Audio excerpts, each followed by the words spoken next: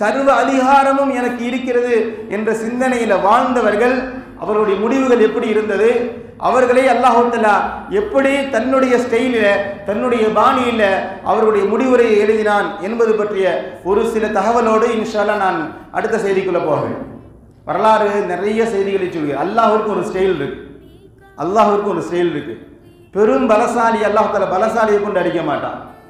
நான் தான் எல்லாம், என்னை மிஞ்ச யாருன்னு ஒருத்தர் இருக்கிறானுங்களே, அவன் அல்லாஹ் அடிக்கிறதுக்கு ஆக அற்பமான பொருட்களை கொண்டு தான் அவருடைய முடிவுரை அவருடைய அழிவை எழுதுவான். குர்ஆனில் நிறைய உதாரணங்கள் சொல்லலாம். நேரத்தை கருதி சில உதாரணங்களை வேகமாக நான் இன்ஷா அல்லாஹ் சொல்லி கொண்டு போவேன். நம்ரூதுடைய வரலாறு நமக்கு தெரியும். ஒரு கட்டத்து பிறகு தன்னை ரப்பு என்பதாக வாதிட்டான். ஃபிரௌனுக்கெல்லாம் 2000 வருஷத்துக்கு முன்னாடி வந்தவன் நம்ரூத், இப்ராஹிம் அலைஹிஸ்ஸலாத்து வஸ்ஸலாமுடைய காலத்திலேயே. அவனுக்கெல்லாம் ஃபிரௌன் பையன், சின்ன பையன்.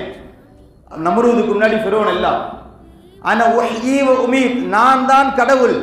ஒரு கட்டத்தில் இப்ராஹிம் அலைஹிஸ்ஸலாத்து வஸ்ஸலாம் அவர்களுக்கு அவர் மத்தியில் ஒரு வாக்குவாதம் நடக்குது. ஆல இம்ரான் என்ற அத்தியாயத்தில் 258வது வசனத்தில் அல்லாஹ் தஆலா இந்த நிகழ்ச்சி விரிவாக சொல்றான்.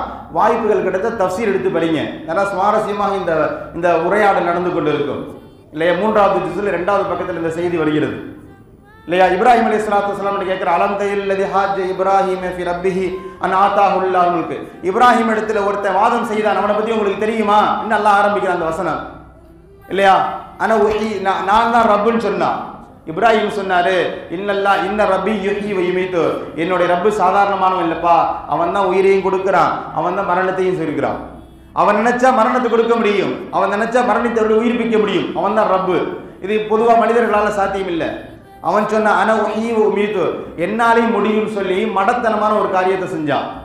2, அவன் அரசன் இல்லையா, சிறையில மரண தண்டனை விதிக்கப்பட்ட 2 பேர் அழைச்சு ஒருத்தர் விடுதலையாக்கினா ஒருத்தருக்கு மரண தண்டனை கொடுத்தான். செய்தி புரியுதா? அவனுக்கு தெரியும் மரணித்தவர்களை உயிர்ப்பிக்க முடியாதுன்ட்டு. அவன் எப்படி வாதத்தை மேற்கொள்றான் பாருங்க. 2 பேர் அழைச்சு ஒருத்தர் 2 பேருக்கு மரண தண்டனையா, உனக்கு விடுதலை போ, உனக்கு நான் உயிரை கொடுத்துட்டேன், உனக்கு மரணம், உன் உயிரை நான் எடுத்துட்டேன், பாத்தியா என்னாலே முடியும்னு பேசினான். இப்படி நிறைய செய்திகள் வருது. அப்ப இப்ராஹிம் அலைஹிஸ்ஸலாத்து வஸ்ஸலாம் வாயை அடைக்கிறதுக்காண்டி வேற வேற வாதங்களை வைத்தார்கள். அது இங்க தலைப்பில் இல்லை, நான் அடுத்தடுத்து போவேன் இன்ஷா அல்லாஹ். வாய்ப்புகள் கிடைக்கும் போது இந்த வரலாறை விரிவாக பார்க்கலாம். இங்க செய்தி அது இல்லை. இப்ப இந்த அளவிற்கு மோசமாக நடந்து கொண்டவன் நம்ரூத். ஹஜ்ரத் இப்ராஹிம் அலைஹிஸ்ஸலாத்து வஸ்ஸலாம் அவர்களை நெருப்பு குண்டத்தில் போட்டவனும் வந்தான். இவனுடைய அழிவை அல்லாஹ் தஆலா இப்ராஹிமுடைய கரத்துல ஏற்படுத்தல. இப்ராஹிமுடைய கையில இவன் கொல்லப்படக்கூடாது என்பது அல்லாஹ்வுடைய ஏற்பாடு. ஒரு நொண்டி கொசு அனுப்பினான். பெரிய வரலாறு, செய்தியை மட்டும் சொல்றேன். ஒரு நொண்டி கொசு இவனுடைய தலையில மூக்கு வழியாக அவனுடைய மூளையை கடிக்க ஆரம்பித்தது. வலி தாங்க முடியல. ஏதாவது அடிச்சா அந்த கொசு அமைதியாயிரும். கற்களை இரும்பு கம்பியை கொண்டு அடிக்கும் பொழுது அந்த கொசு அமைதியா இருக்கும். ஒரு கட்டத்து பிறகு செருப்பால அடிச்சாதான் அந்த வலி நிற்கும்.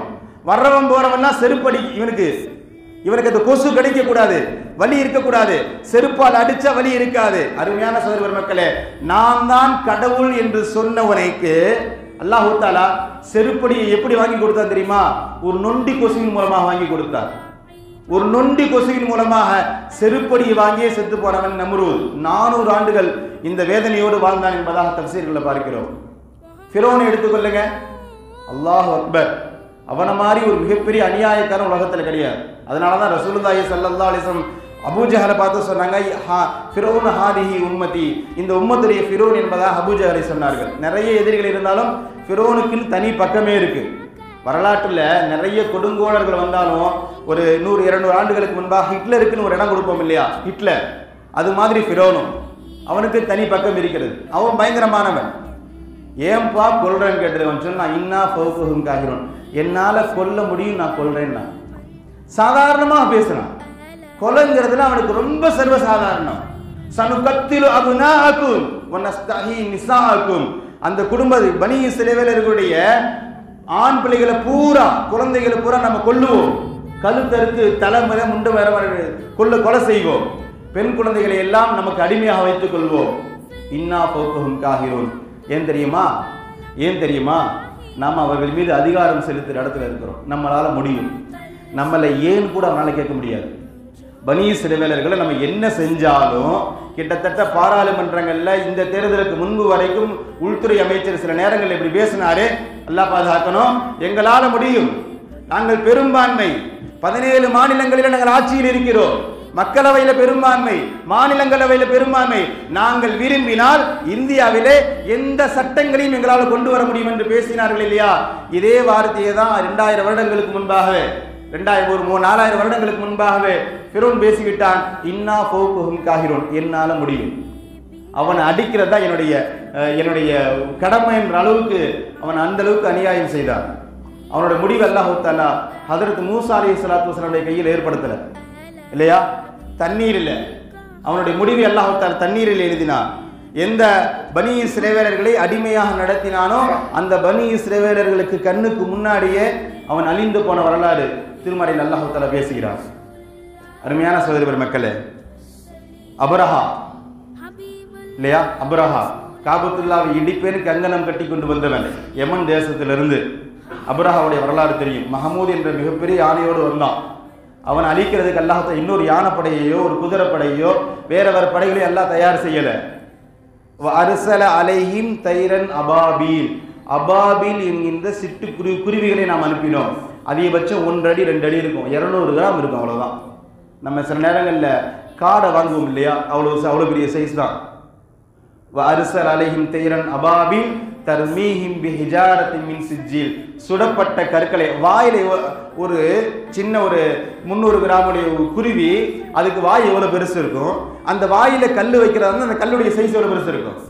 குருவியே சின்னது, அதுல வாய் ஆக சின்னது, அந்த வாயில கல்லு போடுறது ஆக ரொம்ப சின்னது. கிட்டத்தட்ட ஒரு பெரிய மிளகு மாதிரி வச்சுக்கோங்க, ஒரு 10 மிளகுல உருட்டி எவ்வளவு பெருசு அவ்வளவு பெருசு.